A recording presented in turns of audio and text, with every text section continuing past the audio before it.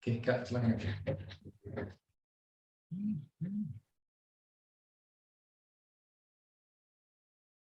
Iya. Oke. Kita mulai dari, ya saya coba untuk awali dulu untuk berita kerajaan surga ini. Terus nanti mungkin si Ferry akan lanjutin. Tapi ini bagian yang krusial banget ya. Artinya kalau kita gagal menangkap di sini tentang berita kerajaan surga, ini yang ke depan atau mungkin nanti ke belakangnya semua kita akan kebingungan karena kuncinya ada di titik awal ini, bagaimana kita bisa ngerti apa yang dimaksud dengan kerajaan surga, gitu loh. Jadi yang pertama kita harus pahami bahwa berita kerajaan surga itu bukan muncul ketika Tuhan Yesus datang di muka bumi ini, atau waktu bangsa Israel itu terus kemudian dikatakan itu kerajaan surga, enggak. Tapi kalau kita lihat di dalam Matius 25-34 dikatakan bahwa berita kerajaan surga itu ada sejak dunia diciptakan. Atau kita lihat dulu aja sebentar. Matius 25:34. Saya perlu mendasari ini karena akan jadi rancu semua nanti.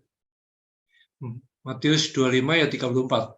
Dan raja itu akan berkata kepada mereka yang di sebelah kanannya, ini perumpamaan tentang domba dan kambing.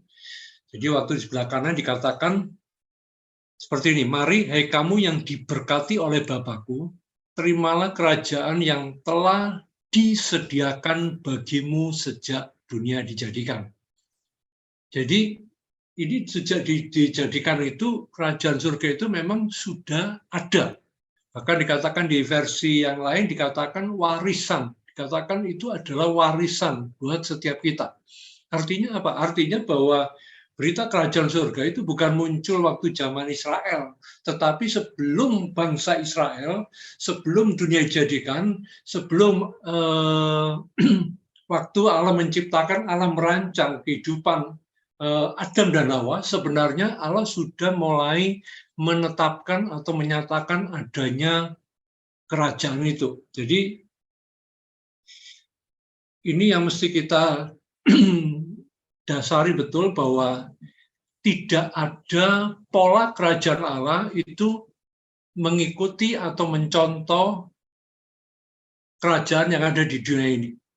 Jadi ini akan berbeda karena semua itu diciptakan dari Allah sendiri, Allah yang membuatnya, Allah yang merencanakannya. Jadi tidak mungkin apa yang ada di kerajaan di dunia ini dijadikan contoh atau model kerajaan surga. Ini harus kita pahami. Jadi kegagalan kita memahami kerajaan surga itu adalah karena pikiran kita dipengaruhi bahwa kerajaan surga itu harusnya seperti yang kita lihat saat ini, berbeda. Ini yang membuat kebingungan, ini membuat artinya polemik, ini membuat kita akhirnya kebingungan sampai hari ini ada banyak pro kontra tentang apa itu kerajaan surga. Ada yang pendapat A, ada yang pendapat B, dan sebagainya. Tapi sebenarnya kalau kita kembali kepada firman Tuhan bahwa kerajaan surga itu dari awal Allah memang sudah mau menjadi raja. Nah, cuma raja yang dimaksud di sini ini karena pemahaman kita bahwa seperti yang di dunia ini, makanya semuanya jadi kacau gitu loh, jadi bingung kan. Nah, kalau kita contoh itu waktu bangsa Israel pertama kali munculnya raja di kehidupan bangsa Israel adalah ketika mereka mulai keluar dari Mesir, terus kemudian mereka mulai melihat kehidupan bangsa-bangsa yang lain, terus mereka minta kepada Samuel, mereka ngomong gini, beri kami raja sama seperti bangsa-bangsa yang lain. Nah, ini 1 Samuel pasal yang ke-8, ini contoh aja. Mungkin beberapa waktu ini kita akan melihat itu mungkin nanti ke depan 1 Samuel pasal yang ke-8 ya. Mungkin yang di buku Komunitas Kerajaan mungkin ini akan kita bahas lebih detail tentang apa sih kerajaan Allah itu seperti apa gitu loh. Karena kalau enggak kita akan kebingungan dan pasti ada kacau semuanya. 1 Samuel pasal 8, saya langsung lompat ayat ke-7 aja. Jadi ayat 7, Tuhan ngomong gini, Tuhan berfirman kepada Samuel, dengarkanlah perkataan bangsa itu dalam segala hal yang dikatakan mereka kepadamu, sebab bukan engkau yang mereka tolak, tetapi akulah yang mereka tolak, supaya jangan aku menjadi raja atas mereka. Terus ayat 9, Tuhan ngomong gini, oleh sebab itu, dengarkanlah permintaan mereka, permintaan bangsa Israel untuk minta raja. Tuhan ngomong gini, dengarkan nggak apa-apa. Hanya, perhatikan, peringatkanlah mereka dengan sungguh-sungguh dan beritahukanlah kepada mereka apa yang menjadi hak raja yang akan memerintah mereka. Jadi ini bukan polanya Tuhan. Tuhan ngomong gini, kalau mereka minta raja, oke, turuti, tapi mereka harus tahu ada resiko-resiko, ada hal-hal yang harus mereka tanggung kalau mereka mau minta seorang raja. Apa itu? Katanya, ayat yang 11, inilah yang menjadi hak raja yang akan memerintah kamu itu. Anak-anakmu laki-laki akan diambilnya dan dipekerjakannya pada keretanya dan pada kudanya, dan mereka akan berlari di depan keretanya. Ia akan menjadikan mereka kepala pasukan 1.000 dan kepala pasukan 50. Mereka akan membajak ladangnya dan mengerjakan penuaian baginya, bagi raja itu. Senjata-senjatanya dan perkakas keretanya akan dibuat mereka. Anak-anakmu perempuan akan diambilnya sebagai juru campur rempah-rempah, juru masak dan juru makanan. Selanjutnya dari ladangmu, kebun anggurmu, dan kebun zaitunmu akan diambilnya yang paling baik dan akan diberikan kepada pegawainya. Dan gandummu dan hasil kebun anggurmu akan diambilnya 1/10 dan akan diberikannya kepada pegawai-pegawai istananya dan kepada pegawai-pegawai yang lain. Dan seterusnya itu. Nah, ayat yang ke-17, dari kambing dombamu akan diambilnya 1/10 dan kamu sendiri akan menjadi budaknya. Nah, gambar yang seperti ini yang seringkali membuat kita nggak nangkap tentang Allah sebagai raja. Kita pikir, oh seperti ini. Beda, saudara. Sangat berbeda. Jadi itulah yang kemudian kita berpikir, oh kalau Allah menjadi raja, wah dia akan memerintah. Dan kita berpikir juga kita akan seperti dia sewenang-wenang. Dan kita berpikir kita akan seperti budaknya, apa-apain, waduh dan sebagainya. Hubungannya kaku dan seterusnya. Nah, padahal dikatakan bahwa bukan seperti itu polanya. Nah, seperti apa nanti kita akan lihat di waktu yang akan datang ketika Tuhan akan sikapkan lebih banyak. Tapi clue ini sudah kita mulai tangkap bahwa kerajaan Allah berbeda dengan apa yang dimaksud dengan kerajaan yang ada di dunia ini. Yang pertama. Kemudian yang kedua, kita mulai melihat satu hal lagi apa? Berita kerajaan surga adalah karunia. Ini yang harus digarisbawahi. Matius 13 ayat yang ke-11 kita akan baca. Saya perlu dasar ini untuk apa? Supaya kita bisa benar-benar paham. Matius 13 ayat yang ke-11. Ayat 11, jawab Yesus, kepadamu diberi karunia untuk mengetahui rahasia kerajaan surga, tetapi kepada mereka tidak. Perhatikan, berita kerajaan surga adalah karunia. Yang namanya karunia itu adalah pemberian. Karunia itu didapatkan dengan cuma-cuma. Karunia bukan karena kita berusaha. Karunia itu betul-betul diberikan karena Allah mengasihi kita.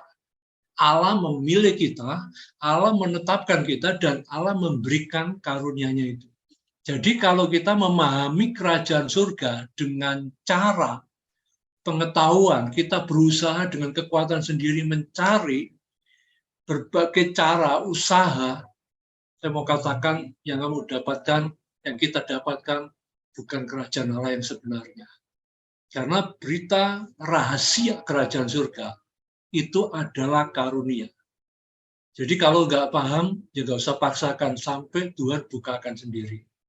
Makanya malam ini kita mau memahami betul berita kerajaan surga. Saya berdoa sungguh-sungguh. Saat buku itu ditulis, saat semua ditulis, kita berdoa, kasih karunia Tuhan. Itu yang membukakan pemahaman kita tentang kerajaan Allah ini. Kita doa sebentar, saudara. Bapa, kami berdoa saat ini, berikan kasih karunia-Mu atas setiap hidup kami, untuk kami mengerti, dibukakan setiap rahasia yang tersembunyi Tuhan, yang tidak kami pahami, yang tidak kami mengerti. Bapa, kami minta, bukakan, celikkan mata kami, singkapkan semua, supaya kami bisa melihat rahasia kebenaran-Mu ini. Bapa, kami minta, Roh Kudus bantu kami, ajar kami. Dan kami mau serahkan semua waktu ini dalam tangan kuasa-Mu. Kau yang bekerja, Kau yang melakukan semuanya. Terima kasih Bapak, kami mengucap syukur. Dalam nama Tuhan Yesus kami berdoa. Amin. Oke, jadi itu yang mesti kita pahami, itu adalah karunia. Jadi jangan paksakan diri. Kalau sampai hari ini kita sampai debat, diskusi, harusnya seperti ini, harusnya seperti ini, saya katakan stop. Karena Tuhan yang akan mengajar. Tuhan yang akan membukakan. Nah, bagaimana itu? Kita bisa melihat yang pertama,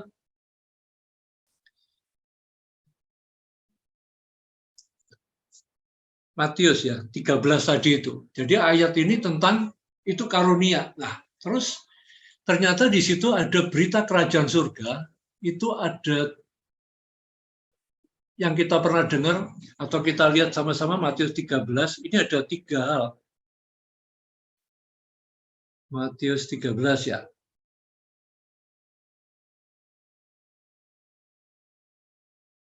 Oke. Nah, ini mungkin berita yang cukup terkenal, Matius 13 tentang penabur ini. Di situ ada 3. Yang pertama, firman yang ditaburkan itu jatuh di jalan. Yang kedua, di tempat yang berbatu.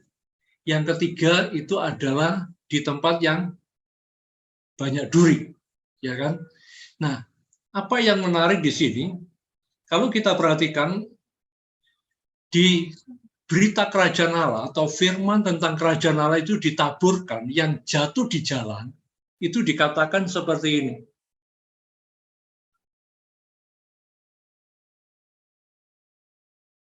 Iya.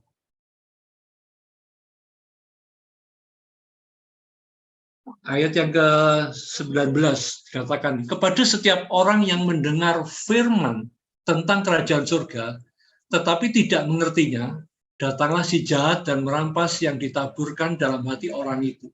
Itulah benih yang ditaburkan di pinggir jalan. Jadi disebutkan bahwa firman yang ditaburkan di pinggir jalan itu belum sempat masuk. Jadi orang mendengar tidak menerima, belum menerima, tapi sudah diambil iblis.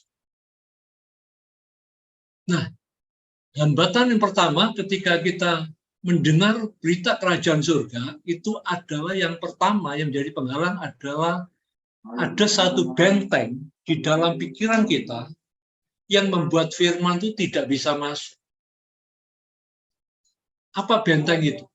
Benteng itu adalah pengetahuan tentang kerajaan itulah yang membuat kita tidak bisa mengerti tentang kerajaan Allah. Karena itu, kita mau belajar kerajaan Allah. Tetapi kenapa nggak bisa masuk? Karena ada pengetahuan tentang kerajaan Allah yang menjadi penghalang untuk kita bisa menerima kerajaan Allah yang sebenarnya. Makanya Paulus berkata, dia perangi, dia hancurkan benteng-benteng, pikiran-pikiran yang dibangun oleh musuh yang menjadi lawan sehingga firman itu nggak bisa masuk, orang nggak bisa dengar firman, orang nggak bisa, karena ada benteng-benteng pemikiran-pemikiran manusiawi itu yang membuat firman kerajaan Allah ini terpental. Jadi ayat yang pertama yang di jalan itu dia nggak sempat, orang mendengar tapi dia nggak sempat terima, nggak ngerti, mendengar tapi nggak ngerti, beda lah. Kalau yang kedua, yang jatuh di batu, mendengar, mengerti, menerima dengan semangat, berarti kan sempat masuk firman itu, tumbuh kan, tapi akhirnya kecewa karena ada sesuatu yang menekan hidup mereka, yang kondisinya berkebalikan dengan apa yang mereka terima. Mereka percaya, oh Tuhan memberkati, tapi kenyataannya, kok hidupku susah, kok hidup ini. Nah, hal-hal yang seperti inilah menjadi penghalang yang kedua, yaitu apa? Mereka yang punya keinginan atau motivasi yang salah waktu belajar tentang kerajaan Allah. Mereka berpikir, nah ini yang banyak gereja atau kekristenan yang akhirnya gagal menangkap, karena mereka berpikir kerajaan Allah selalu diidentikan dengan berkat, diidentikan dengan ada mujizat, ada kuasa, diidentikan dengan pokoknya hidup kita itu enak, semuanya dicukupkan, semuanya betul-betul bisa kita nikmati. Jadi pola pikirnya ini berpikir bahwa kalau aku ada dalam kerajaan Allah, wis pokoknya beres semuanya. Itu sama ketika murid-murid ikut Tuhan dan mereka berpikir tentang kerajaan Allah, mereka berpikir bahwa Tuhan Yesus akan mendirikan kerajaannya, mungkin mereka jadi menterinya atau jadi apa ya, tentara-tentara atau panglima-panglimanya dan sebagainya. Tapi ketika kondisinya berbeda, yang tadinya mereka memuji Tuhan, mereka berteriak, salibkan dia. Kenapa? Karena kecewa. Nah, ini firman Tuhan yang jatuh di batu.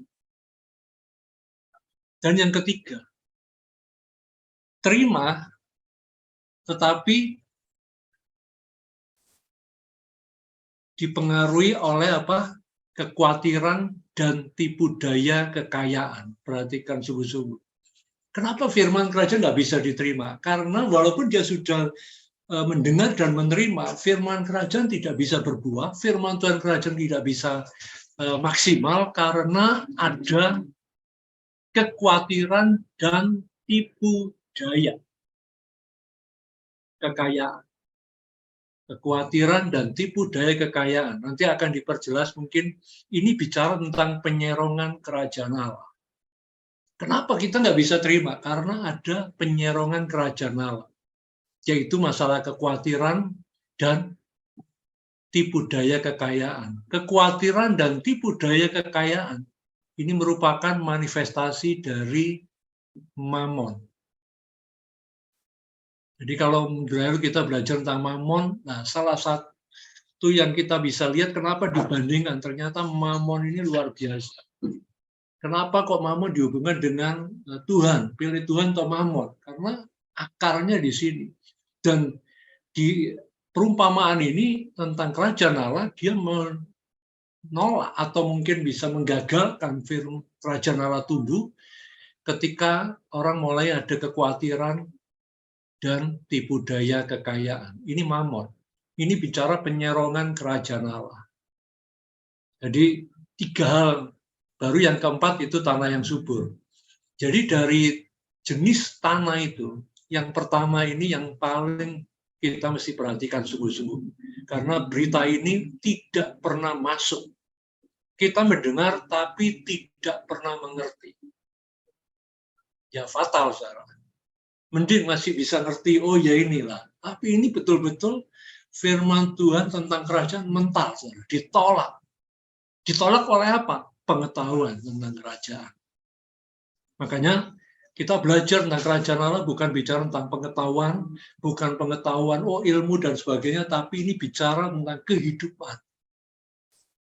Nah, kita bisa tahu berita kerajaan Allah itu adalah tentang Allah sebagai Raja. Tuhan Yesus datang ke muka bumi pun dikatakan bahwa untuk itulah aku ada di muka bumi ini, yaitu apa? Memberitakan kerajaan Allah. Dan dia suruh murid-muridnya untuk memberitakan kerajaan Allah. Kalau kita jadi orang Kristen, Tuhan panggil kita untuk apa? Memberitakan kerajaan Allah. Itu beritanya, nggak ada yang lain. Jangan khotbah yang lain macam-macam tentang kemakmuran lah, tentang ini. Enggak. Tuhan ngomong, Tuhan Yesus kemanapun, dia ke desa, ke kota, dia beritakan apa? Satu topik, kerajaan Allah.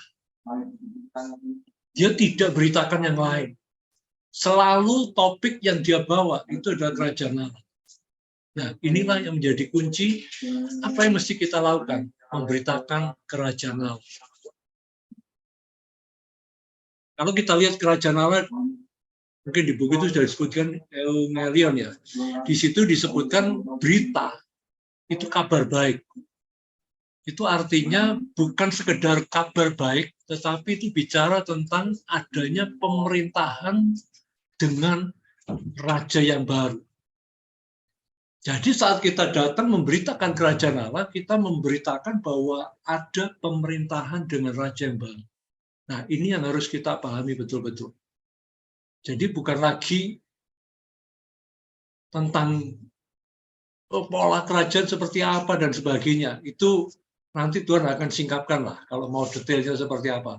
Pasti Tuhan akan berikan. Tapi yang menjadi basic dari semuanya itu adalah bagaimana kita menjadikan dia sebagai raja. Bukan keinginan kita, kelompok kita, organisasi kita, atau apapun juga, bukan. Tetapi tetap Yesus, dia yang harus jadi raja. Nah, itu berita kerajaan surga. Jadi, kalau kita melihat tentang perkara ini, kita bisa ngerti. Kenapa ini kok seringkali berita ini berbagai macam hal, variasi, oh si A ngomong B, ini B ngomong ini, dan sebagainya. Enggak, berita kerajaan surga kalau dipersingkat bahwa dia adalah raja. Dan kita adalah imam-imam yang melayani dia di dalam kerajaannya. Jadi, kalau kita mau tahu bagaimana sih supaya kita bisa belajar, ngerti, paham, dapat ngerti kerajaan Allah, Tuhan ngomong kuncinya cuma satu. Jadi seperti anak kecil. Markus 10 ayat 15 dikatakan seperti ini. Markus 10 ya. Ayat 15. Aku berkata kepadamu, sesungguhnya barang siapa tidak menyambut kerajaan Allah seperti seorang anak kecil, ia tidak akan masuk ke dalamnya.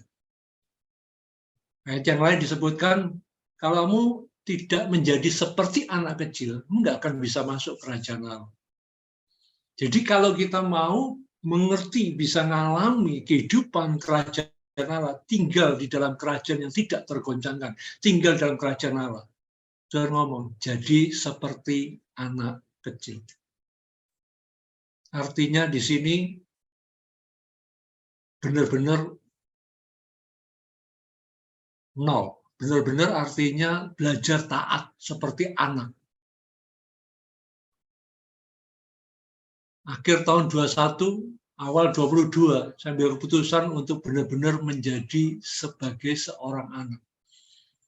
Jadi setelah saya pergi di satu tempat di Gorontalo, saya ceritakan, dan saya melihat itu Tuhan banyak bukakan. Akhir tahun 2021, saya ambil keputusan, Tuhan, saya akan kembali bagaimana menjadi seorang anak. Nggak muluk-muluk, nggak macam-macam, nggak berpikir, oh buat ini, buat itu, nggak. Saya mulai belajar bagaimana menjadi seorang anak. Dan dari situlah, awal 22, Tuhan mulai banyak buka tentang masalah ini. Dengan teman-teman yang lain, akhirnya kita ambil waktu untuk kita restart, untuk riset betul-betul dari awal, kita nol kembali ke titik awal, bagaimana kita menjadi seorang anak, gimana kita merendahkan hati, merendahkan diri kita, belajar apa yang Tuhan mau, di dalam kehidupan kita ini. Tujuannya apa sih Tuhan ciptakan kita? Untuk apa gitu loh? Oh, untuk melayani, untuk buat KKR. No. Oh, untuk pergi ke bangsa-bangsa untuk memberitakan firman ini dan sebagainya. Enggak usah. Dia mau ada hubungan bapak dengan anak. Dia mau ada keintiman, ada persekutuan antara anak dengan bapaknya. Nah, kalau kita punya hati yang seperti ini, kita akan mendapatkan kasih karunia untuk bisa dibukakan tentang kerajaan Allah. Jadi kalau nggak punya hati seorang anak, jangan bermimpi untuk bisa memahami kerajaan Allah. Pengetahuan bisa dapat.